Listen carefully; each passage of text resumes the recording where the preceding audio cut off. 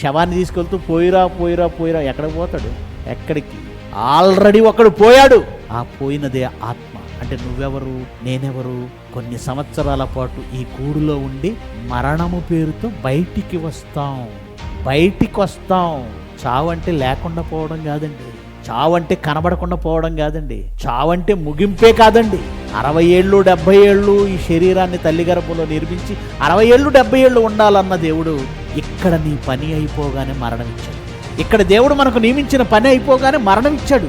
ఆ మరణంలో జరుగుతున్నది ఏంటంటే, తల్లి గర్భంలో తొడుక్కున్న ఈ చొక్కాయి లాంటి శరీరం, అది తల్లి గర్భంలో ధరించుకున్నావు నువ్వు. దేవుడు తొడిగాడు నీకు. తల్లి గర్భంలో వేసుకున్న ఈ చొక్కాయి లాంటి శరీరాన్ని మరణంలో నువ్వు విడిచిపెడుతున్నావు. నువ్వెవరు? ఆత్మవి.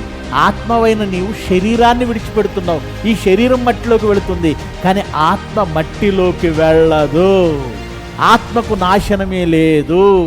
అది నాశనమయ్యేది కాదు. అది ఒక శక్తి. నువ్వు నేను ఆత్మలమే తప్ప ఈ శరీరాలం కాదు. శరీరం లోపల ఉన్నాం మనం.